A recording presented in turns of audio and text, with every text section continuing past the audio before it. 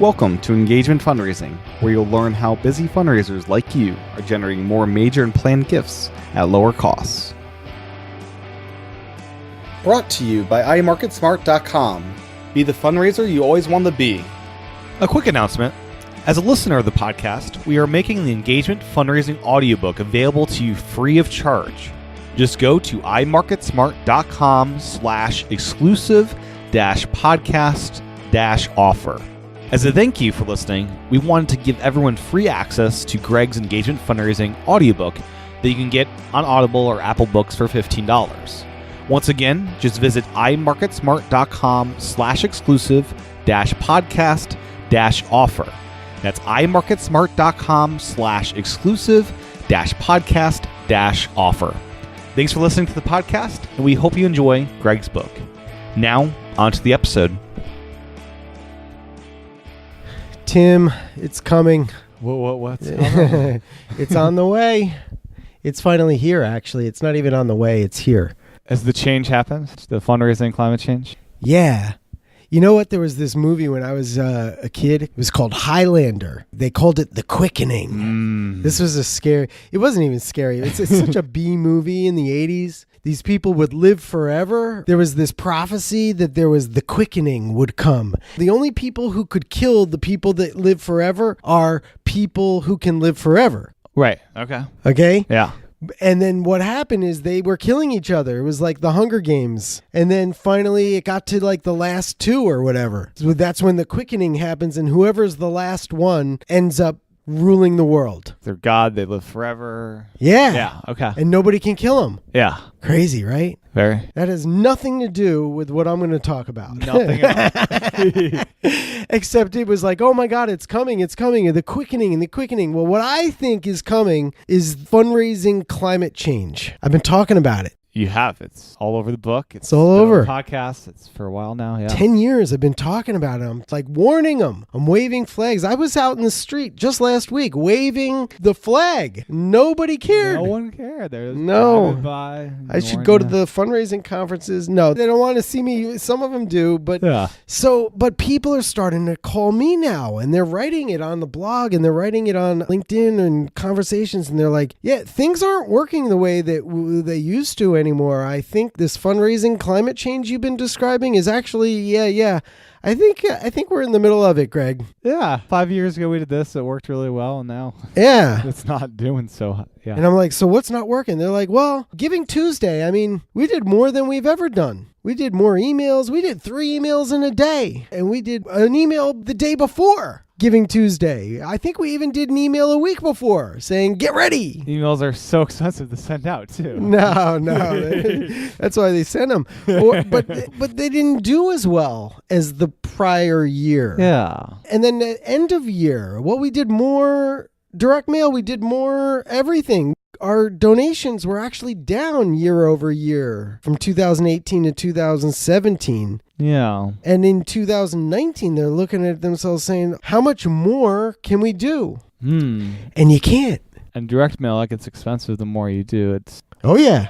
You can't just do more. No. So they're scratching their heads. Some of them are like, yeah, this fundraising climate change you're talking about. So what is it? Let me point out what I believe are the components of fundraising climate change. Yeah. Okay. Number one is that the number of people giving to charity has been declining. Mm-hmm. Okay, so there's charts on this, and it's been declining ever since. I think it hit a peak in 2002. The data showed by IUPUI Lilly School of Philanthropy panel study. This is some data, but now AFP put out an article recently that showed it for 2018. Comparing with 2017, there was a drop in number of donors on average by 4.5%. That's significant. If that happens every year, that would be... Yeah, and it is happening every year. Yeah. Every year. Every year, they're dropping. Number of donors are dropping. The population is growing. Am I wrong? Yeah, there's more people in the world than there ever have been in the past. Okay, Yeah. just checking. Yeah.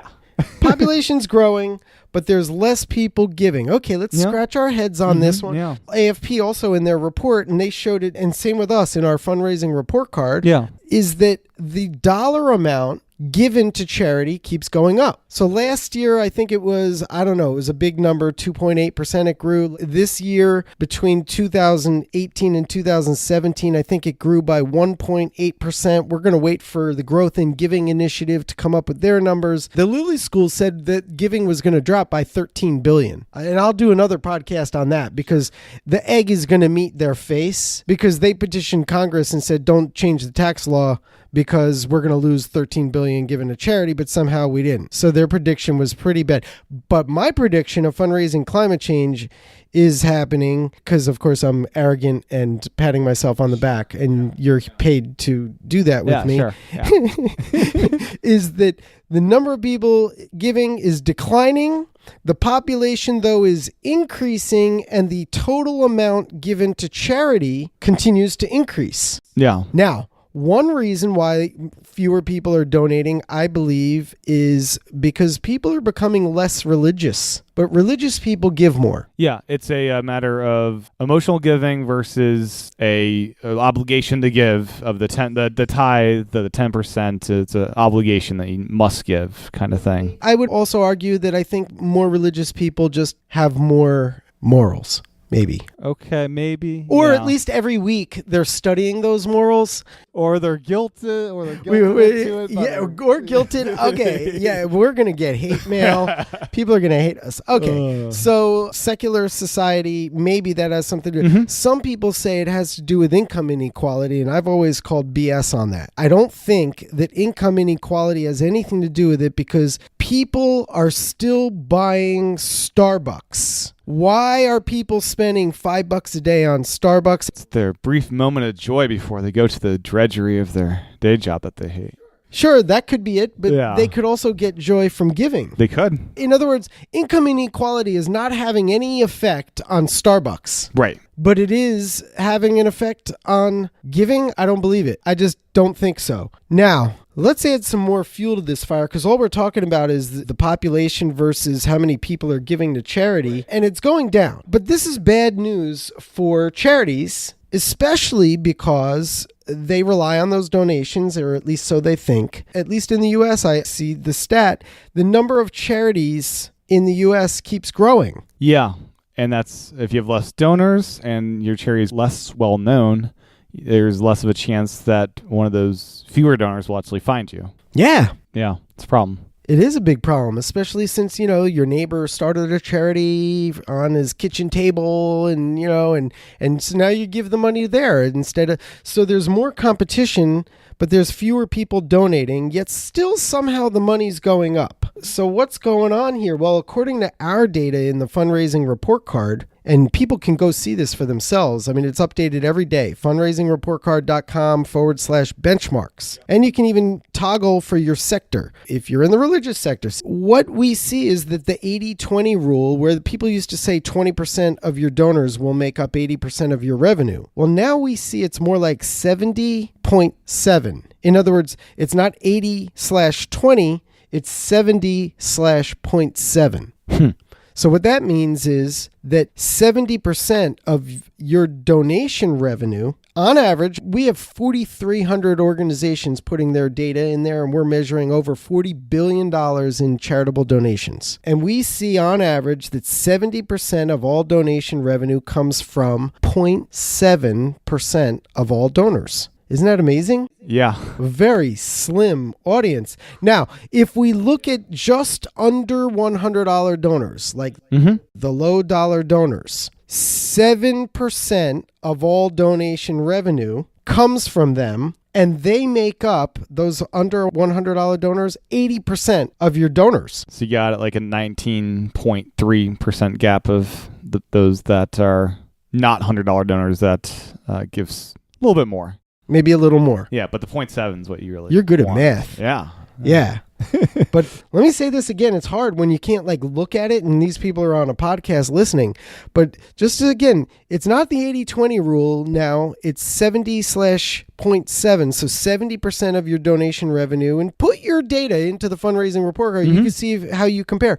70% of all your donation revenue is going to come from 0.7% of your organization's donor base, and the under $100 donors, which is 80% of your donors, and that's the shrinking pool, probably, is going to make up just 7% of your revenue. Yeah. Yet those are the people that you're mostly kind of pounding with all that Giving Tuesday stuff. And spending the most money on for direct mail, probably. Events, all that kind of stuff. So if competition's increasing and a fraction of your donor base is making up the majority of your revenue, and yet less people are giving overall, you're in trouble. But I got more. Okay. I got more. It gets worse. So when you compare the under $100 donors, and again, all this data is from our fundraising report card, you compare the under $100 donors to the over $5,000 donors.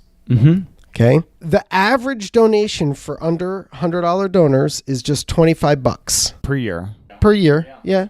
At least in 2018. That's for the whole year. Among all those organizations, the average low dollar donor gave $25. Not good. It's pretty small. They retained at a 20.45% retention rate, pretty low. 1/5 of them came back. And their total lifetime value on average was $42.36. This episode is brought to you by us here at MarketSmart and Engagement Fundraising by Greg Warner. In this quick break, I want to remind everyone to go to imarketsmart.com/exclusive-podcast-offer to download the Engagement Fundraising audiobook for free. This offer is only available to listeners of the podcast. It's our way of saying thank you for listening, and we really hope you enjoy the book. Once again, go to imarketsmart.com/exclusive-podcast-offer to take advantage of this promotion, available only to listeners of the podcast. Now, back to the episode. Now let's go to the other side, the 0.7% of donors. Their average gift, across the board, $28,629. Their retention rate, just under 41%. Their retention rate at the higher amounts is double that of the low dollar donors. Of course, there's fewer of these $5,000 donors. And the lifetime value compared to lower dollar donors of $42 is $73,974. So if your under $100 donor base gives small donations, require a lot of work and a lot of marketing and all that to get them, and then you got only a retention rate of 20% versus the 41%, and your lifetime value is only $42, and they're disappearing anyway, down 4.5% fewer of them this year anyway. Yet your larger donors, the 0.7% of your donor base, it's making up 70% of your revenue, is growing. Their retention rate is more than double the low dollar donors, and their lifetime value is like thousands of times greater. Yeah. 7,000 times percent greater. Whoo! Trick is getting really good at identifying new donors to make that 0.7 have more donors in there, and new major donors. Yeah. Treat those people really well and take care of them. Get good at that. Well, of course, that's what we do. That's what we do, yeah. So Elizabeth Boris, chair of the Growth and Giving Initiative, she writes on that AFP blog post, she says, giving is increasing because of larger gifts from richer donors. Smaller and mid-level donors are slowly but surely disappearing across the board among all organizations. What? Now, and people are like, their hair is on fire. Everybody's freaking out. And they're like, what do we do? I mean, of course, the first thing is they want to plug the holes with the low dollar donors. I don't mind that they do that. I think it would be much smarter, faster, cheaper, easier to actually focus on the mid-level and the major donors. That's why we invented all this software. But if they want to focus on the smaller donors, the trick is not to run around with your hair on fire and worry and say, oh my God, they're disappearing. I believe that the reason they're disappearing is not because of the secular nature of society. It's not because of the income inequality.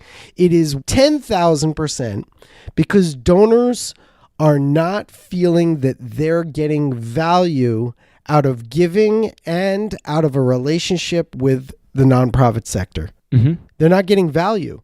They don't feel good. It's too hard to donate. If I want to buy something on Amazon, they've invested like $1 billion in figuring out how to make me buy it easily, fast, and conveniently. The charitable sector, not so much. Not so much. There's a couple that are doing it right. Couple. Some have Apple Pay in their websites and make it super simple, but most it's some account that you can't even update. You have to call the organization if you want to change your giving level or cancel outright. If you have monthly giving, right? That's hard and frustrating. Yeah.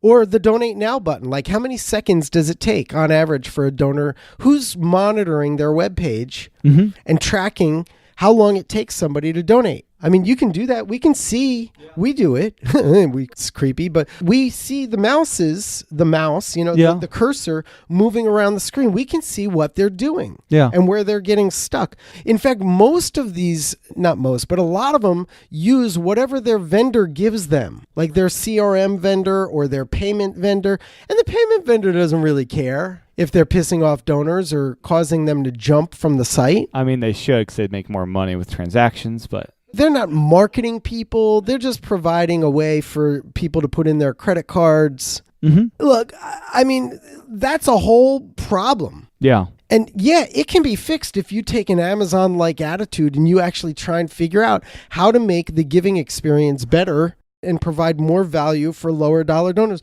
But if you're not going to figure that out and really work on cracking the code on that, then you really just ought to go where the getting's good. Yeah. Because this climate change is here. I don't see this changing in the near term. It's here. I mean, I hear the thunder. I hear the lightning, rain. It's cold. It's actually getting cold, Tim. Ooh. I think we better go inside. Get our raincoats on. Yeah,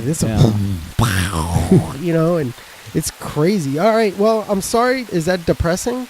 I don't know. I think I gave them a light at the end of the tunnel. The private sector follows where their market is going. Just they're successful. It's a gentle pivot. Where your market's going. Make a pivot. Yeah. But not only that, is you can raise a lot more money at exponentially lower cost. And you can have amazing relationships with these fewer people. More money. Sounds good. Yeah. All right. Thanks. Bye. Bye.